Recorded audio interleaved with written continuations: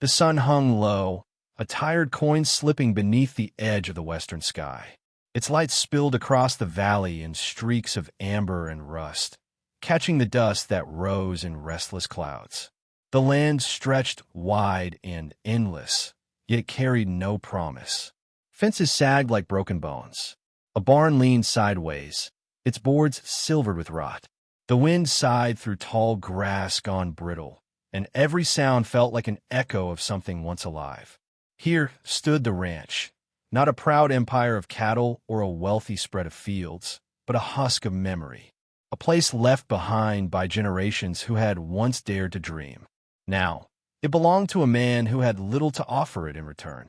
The farmer came slowly down the road, reins loose in his hand, hat tipped low against the evening light. His mule, more bone than flesh, dragged tired hooves in the dust. He was not yet old, but weariness clung to him like a second skin.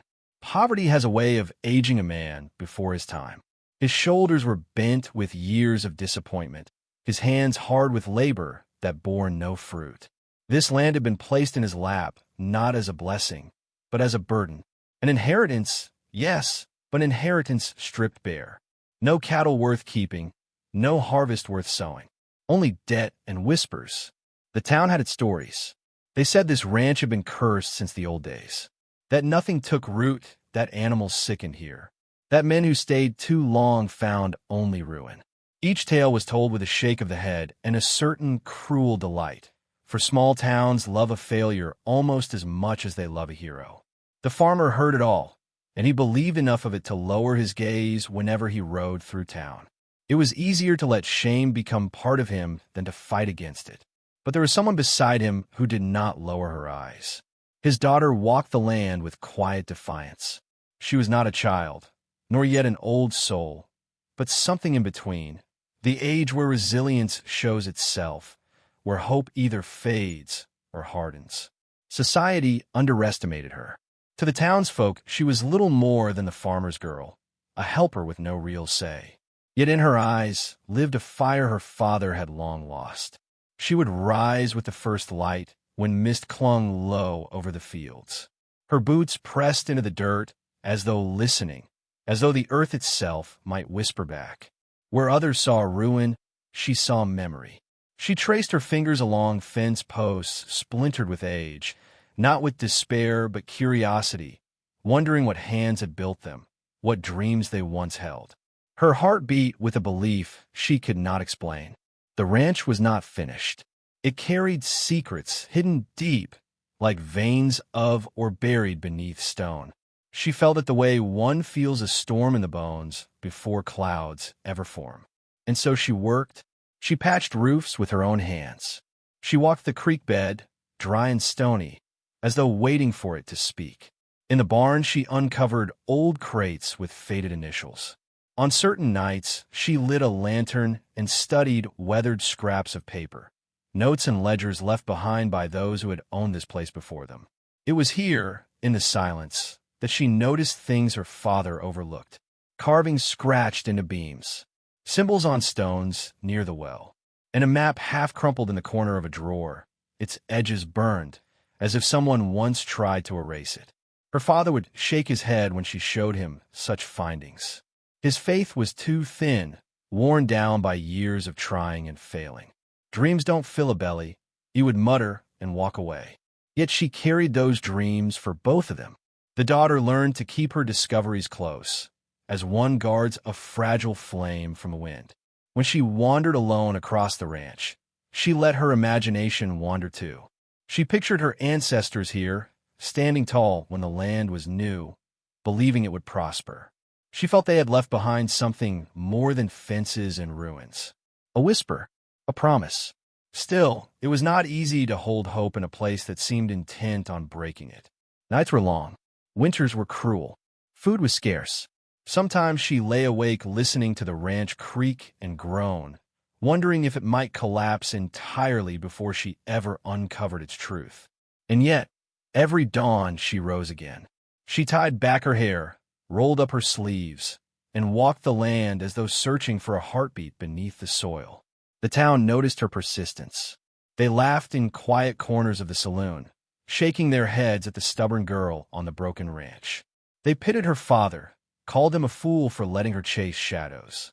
Some even whispered that the girl had inherited not strength, but madness. But she paid no mind. She knew something they did not, that broken things often hide the strongest stories. One evening, as the sky deepened into purple and coyotes called from the hills, she stood by the well. The stones were old, rough-hewn, their surface scarred by time. She brushed away dust and felt the strange shapes carved there, shapes too deliberate to be accidents. The markings aligned with the faded map she had found. A thrill shivered through her. Perhaps it was nothing. Perhaps it was everything. She whispered softly, almost like a prayer, "I will not let this land be forgotten." The wind stirred, carrying the scent of sage. The stars blinked awake. And though her father sat inside the house with his doubts and his silence, she felt, in her heart, that the land was listening. The moon was high. A pale lantern hung in the heavens, spilling its milk-white glow over the ruined ranch. Shadows stretched long and deep, and the earth seemed to breathe in slow rhythm, as though it too were listening. The daughter walked with a lantern swinging at her side, the glass glowing like a captured star. Each step crunched against dry soil. Each movement stirred the silence into a low whisper. By day the land mocked her with its barrenness, but by night it became something else, a canvas where secrets showed themselves faintly, like ink revealed only under firelight. She searched not for gold or riches, not even for miracles. She searched for proof that her belief was not madness, that this ranch, broken and abandoned, still carried memory worth uncovering. In the barn she knelt among dust and spider's web, spreading out the fragments she had gathered. Old ledgers, corners eaten by mice, rusted tools, engraved with initials that no one in town recalled. A scrap of parchment drawn in shaky lines, part of a map, though where it led was hidden beneath time's wear. Her lantern flickered, shadows crawling across the floorboards as though the past itself leaned closer to speak. The girl's fingers lingered on each item with reverence, as if they were relics of a forgotten faith. To her, they were more than objects. They were voices whispering of something buried deep, waiting to be remembered. But not everyone shared her faith. One morning, she carried a folded map into town, her heart pressed tight in her chest. She sought counsel from a man who had courted her once. He was handsome in a polished way. His boots always shined, his voice smooth with charm. The town saw him as promising, a man of means, a man destined to climb higher. To her, once he had seemed like hope. She spread the map before him on the table in the saloon, the smell of tobacco and whiskey thick in the air. Her words came shy at first, then steady. She spoke of the strange symbols near the well, of the ledgers, of the possibility that the ranch carried more than dust. He listened with a smile that didn't quite reach his eyes. When she finished, he leaned back, laughter low and dismissive. "You're chasing ghosts," he said. His tone was sharp enough to cut. "That land's worth nothing, and you're a fool to waste yourself on it. If you're smart, you'll leave it. Find something real, someone real." His words fell heavy. She had not expected him to believe with her whole heart, but she had hoped for kindness. What she found instead was mockery, a man who saw her not as strong, but as naive.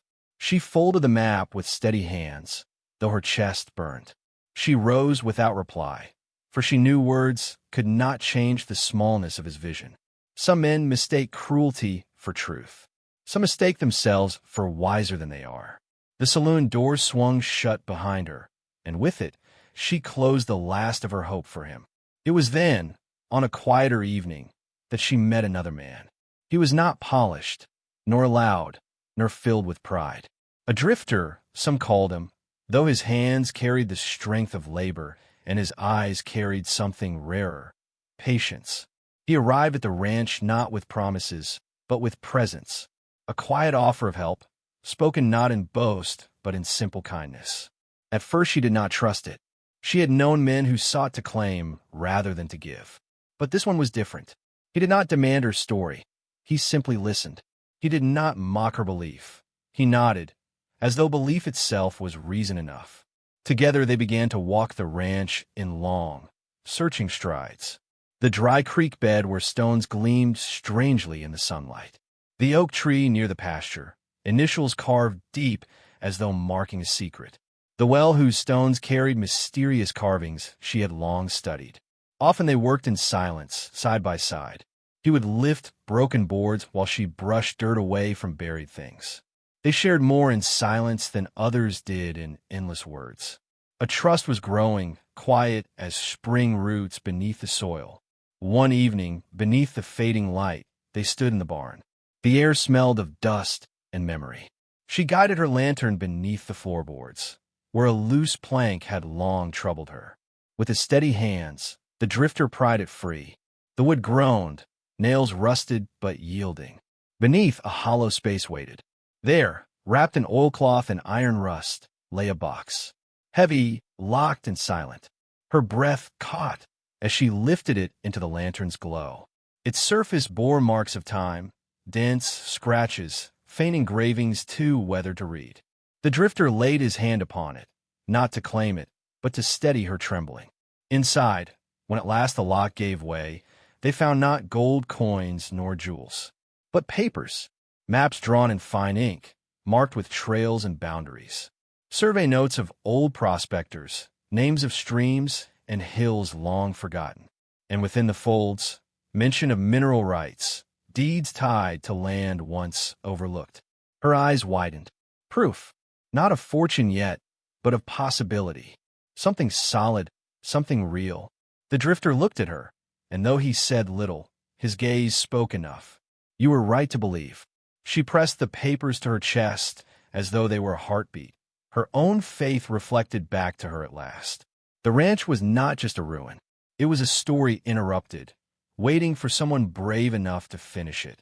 And in that moment, beneath the lantern glow, she felt less alone. Dawn broke slow and golden, spilling light across the valley like honey poured from heaven's hand. The hills wore crowns of fire, and even the weary ranch seemed to lift its head in the warmth. For years the land had been gray, barren, silent, but now, in that pale gold, it felt almost alive. The daughter stood at the porch, her arms folded around the box they had found. The drifter leaned beside her, hat tipped low, his presence quiet but steady. Behind them, the farmer emerged from the doorway, rubbing sleep from eyes that had long forgotten how to dream.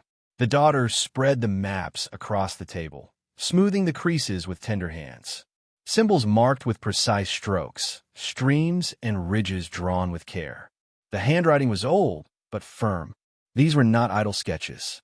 These were records, proof of something hidden beneath the soil. The farmer stared long, suspicion warring with hope. He wanted to believe, yet disbelief had been his companion too many years. Still, his daughter's voice carried conviction, and it stirred something deep in him. They followed the maps. Across the ranch they walked, lanterns in hand when the sun dipped low. Past the oak tree, where initials carved deep seemed to align with the survey lines. Down the dry creek bed, where strange stones glittered faintly, too heavy to be common rock. Each step was both burden and promise. At last, near the hill beyond the barn, they uncovered what the maps had whispered. The mouth of an old shaft, its entrance hidden by brush and years of neglect. Wooden beams sagged like ribs of a forgotten beast, but the passage still breathed faintly of men who once sought treasure in the dark. The daughter's heart beat fast as they lit their lanterns and stepped within. The tunnel smelled of earth and rust. Drips of water echoed in the silence, slow and eternal. Their lanterns cast trembling circles of light along rough-hewn walls, revealing veins of quartz streaked through stone. Her fingers brushed them, tracing the ancient scars left by pickaxes. The air tasted of secrets, of labor left unfinished. Deep within, they found records stashed in a rusting tin box. Ledgers, claims, mineral assessments written in a script long forgotten. The words spoke of promise, veins of gold dust, silver flecks, a fortune waiting to be taken. But more than fortune, they spoke of rights. Mineral rights still bound to the ranch, overlooked by the world outside. The daughter pressed the papers close, her breath trembling. For years she had carried only faith. Now she carried proof. When they returned to the light, the sun was setting, painting the valley in red and rose. The farmer sank onto a stone, holding the deeds in his rough hands. His shoulders, bent with defeat for so long, seemed to lift. He looked at his daughter, truly looked, and in his eyes for the first time in years was something like pride. "You carried what I could not," he said softly. His voice cracked, for it had forgotten the sound of hope. "This land was never mine to save. It was yours." She smiled through tears, her hand finding his, rough against gentle. The days that followed breathed new life into the ranch. The farmer walked the land with straighter back. His mule seemed less weary, as though even beasts sensed the change. The daughter laughed freely, her steps lighter. And the drifter, he stayed, his presence woven into their days like the quiet hum of a river. They worked together, mending fences, clearing brush, planning what might come. The drifter taught her how to strengthen beams in the shaft, how to mark safe passages. She taught him to read the maps, to trace the old handwriting like a prayer. Their bond grew not from grand gestures, but from the small tenderness of shared effort. He would lift heavy stone while she steadied it. She would hand him water when his brow grew damp. At night, they sat on the porch, stars strewn above them like spilled silver, and they spoke not of riches but of belonging. The daughter found in him no rush, no demand, only the safety of being seen.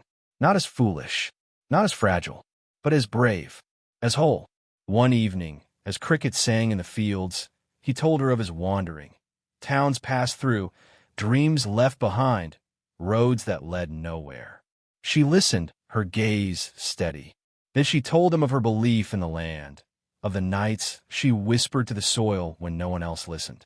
In the silence that followed, their hands touched lightly on the porch rail, a touch small enough to be missed, yet strong enough to root. The ranch itself seemed to breathe differently now. Birds returned to the fields. The well, once dry, trickled faintly with water after spring rains. What was broken began to mend, as though the land had only been waiting for someone to see its worth. But the world beyond the ranch was not blind. In town, whispers began to rise. Men who had once mocked now leaned closer to hear the rumors. Survey maps, mineral rights, veins of gold beneath the earth. Envy is quick to bloom where faith once seemed foolish. The daughter knew the peace would not last untouched. The ranch was no longer only hers and her father's secret. It was becoming something greater, and with greatness came shadows. Yet that night, standing at the edge of the porch with the drifter at her side and her father behind her, she let the worry drift away. The stars glowed bright, and the wind carried the scent of sage and promise. For the first time in her life, the ranch felt alive again, not a graveyard of failure, but a place reborn. And in her chest, hope no longer flickered as a fragile candle. It burned like a fire. The wind came first, a restless wind that whistled low through the canyons, stirring dust into uneasy swirls. It carried more than sand that night. It carried whispers. Rumors had spread from saloon to stable, from mercantile to church pew, each retelling sharpening into hunger. The broken ranch was not broken anymore. There was gold beneath it, silver in its veins, and deeds that gave it claim to riches beyond imagination. By lantern glow the daughter sat at the table, the papers spread before her like scripture. The ink was old but clear, the maps steady in their lines, the mineral rights written firm in black. $100 million worth of promise, perhaps more, if the veins were true. She did not smile at the number. Wealth meant little if it came without dignity. What mattered most was that her belief had been right, that her faith in the land was not madness but memory fulfilled. The drifter stood by the window, silent as always, his eyes on the horizon. In the distance, torchlights flickered. Riders were coming. The farmer, once weary and bent, now straightened his back. His face was carved in shadow and light. "They'll want to take it," he said quietly. The daughter folded the deeds with steady hands. "Let them try." This land speaks for itself. By morning, the yard was filled. Men from town, neighbors with eyes too sharp, strangers drawn by greed. Their boots stamped the dust flat. Their voices rose in demands. Share the fortune. Sell the rights. No ranch should hold so much alone. The daughter stepped forward, lantern in hand though the sun was high. Her voice was calm, though it trembled against the weight of so many eyes. This ranch is not yours to claim. These deeds prove what blood already knew. My family built this land, worked it, and suffered for it. And now it returns what was always ours. She held the iron box aloft, its weight undeniable. The papers within were more powerful than any gun. The drifter stood behind her, steady as stone. The farmer stood at her side, his silence no longer shame but strength. The crowd murmured, some angered, some awed. A few pressed forward, demanding to see the proof. But she did not flinch. She opened the deeds for all to witness, signatures faded but binding, mineral rights unbroken by time. Each line a wall, each word a fortress. One by one, their arguments faltered. Greed may be loud, but truth speaks deeper. The daughter's voice softened, but its edge was iron. You all call this place cursed. You laughed when we tended its soil. You mocked when I searched its shadows. And now you see what faith uncovered. This ranch was never ruined. It was waiting, and I was listening. Silence settled heavy over the crowd. Some shifted uneasily. Others turned away, ashamed. A few still burned with envy, but even they could not pierce the shield of law and legacy she held. The drifter laid his hand over hers, steadying the lantern. The farmer's eyes shone with tears he did not hide. In that moment, the ranch stood taller than men, taller than greed. It was no longer a husk. It was a home. The days that followed were filled with change. Surveyors arrived. Miners came with contracts and offers. The daughter read each word with care, refusing to be blinded by gold. She did not sell the ranch for quick wealth. Instead, she chose partnerships that honored the land, agreements that brought prosperity without ruin. She guarded the soil as fiercely as she once guarded her faith. The farmer, now free from hunger's grip, walked the pastures with new strength. He planted, he rebuilt fences, he laughed, a sound that had been absent for years. The drifter never left. His quiet presence became permanence. Side by side with the daughter, he built barns anew, dug wells deeper, and watched as cattle once again roamed strong.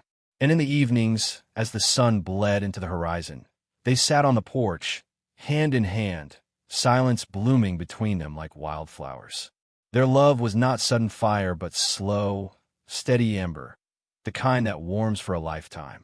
The ranch itself seemed reborn. Grass grew greener, water ran clearer, and the air held a sweetness it had long forgotten. Where once the wind carried only loss, now it carried the sound of life. Yet the greatest treasure was not the gold in the hills or the silver in the veins. It was the truth that faith, though mocked and tested, had been stronger than doubt. That love, though quiet, had rooted deeper than greed. One evening, beneath a sky of endless stars, the daughter spoke softly to the drifter as they looked out over the land. "We thought the secret was in the ground," she whispered, "but maybe it was in us all along. The courage to believe, the strength to stay, the love to see worth where others saw nothing." He nodded, and his hand tightened gently around hers. The ranch, once broken, was whole, not because of the riches buried beneath it, but because of the souls who refused to let it die. So let this story linger with you, dear friend, like embers in a dying fire. Riches may glitter, but true wealth is found in the faith we carry when all others turn away. It is found in the quiet hands that hold us steady, in the courage to see worth where others see ruin, and in the love that grows slow but unbreakable. This ranch was never truly cursed. It was waiting for someone brave enough to listen. And so, if you too walk through broken fields, if the world calls your dream foolish, remember this tale. Beneath dust lies treasure, beneath ruin lies life, and beneath despair lies the chance for rebirth. If this tale has touched your heart tonight, let it ride with you a little longer. Tell me, dear listener, From where in this wide world do you sit by your own fire, hearing these words? Share your place, your thoughts, your hope. And if the story gave you something worth keeping, then I ask you kindly, like, comment, and subscribe so that these Wild West tales may travel farther than the wind itself. Until the next ride, may your soil be rich, your nights be gentle, and your faith unshaken.